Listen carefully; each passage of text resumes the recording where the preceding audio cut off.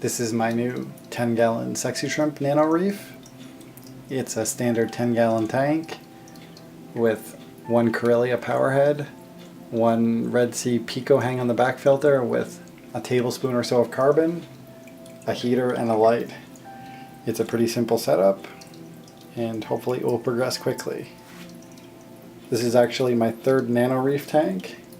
When I first got into the hobby in 2005, I had a 15-gallon Nano Reef. And later on I kept a 2-gallon Pico Reef for about 7 years, and that was actually one of my most successful tanks. It was actually the Nano Reef Tank of the Month back in 2011 or so. I'll have to leave a link to that Pico in the description below. In that tank I first kept Sexy Shrimp, and they did quite well. I just had 3, and the females definitely carried eggs a lot of the time, but I never tried to raise them. This time I'm definitely going to try.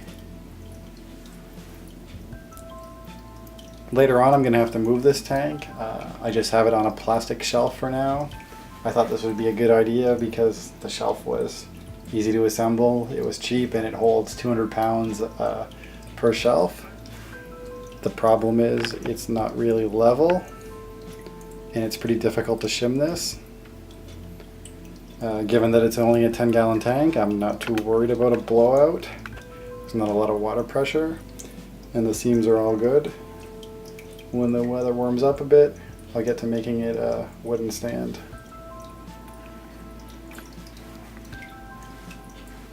This light is a Micmol A300, I believe. It's a 24-watt light. It actually does have separate channels for white, blue, and even UV. It was pretty cheap at $90 on Amazon, and I'm not ready to recommend it just because it looks good. The colors are nice, but I really don't know how well it will grow coral. The controllability is interesting. You can control the channels separately, do a dawn, dusk, and there's even a storm mode. The problem is the controller has just 2 buttons. It would be like if I were to give you a first generation cell phone and tell you to type out a text message. Programming is very troublesome.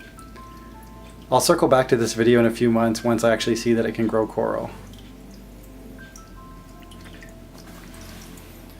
While I almost certainly will put a few test corals in soon, I don't plan on packing this tank with the corals.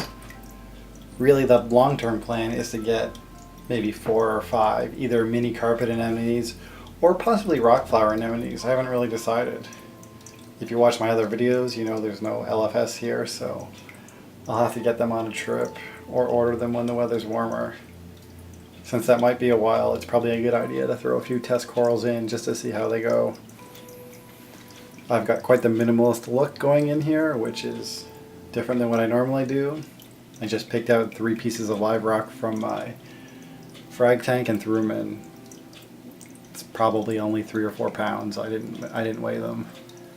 Surprisingly though, even though the tank's only been set up 2 weeks and the live rock itself has just been in water for 4 months or so, there's quite a bit of life in here.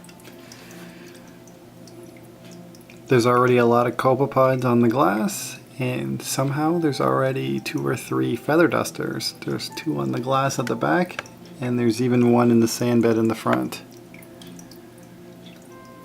In these couple of pieces of rock, I managed to bring a few stomatellas, and of course astrina starfish, which are prevalent in all of my tanks. The Sexy Shrimp are pretty easy to take care of. I feed them a mixture of Coral Frenzy and Newell Spectrum pellets.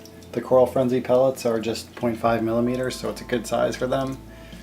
But they've got no problem breaking apart the larger pellets as well. Since they have no predators in here, they're happy to go across the sand and pick up a few pellets. In the past, I found they do tend to eat coral a little bit. This isn't really a factor unless you're keeping single polyps of pallies or zoos. Since they're so small, they can't really destroy anything per se.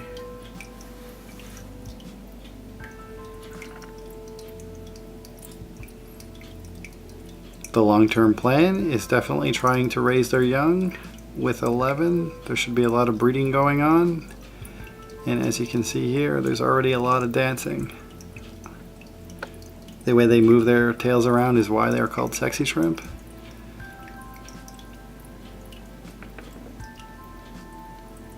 Once I do start to see eggs, I will be setting up a second 10-gallon tank for the fry.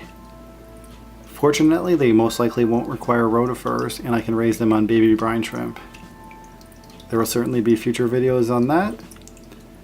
And once I start adding stuff to this tank, there'll be an update on that as well.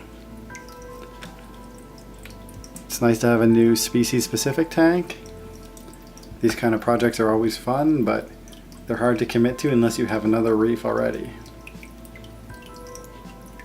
Thanks a lot for watching, and happy reefing.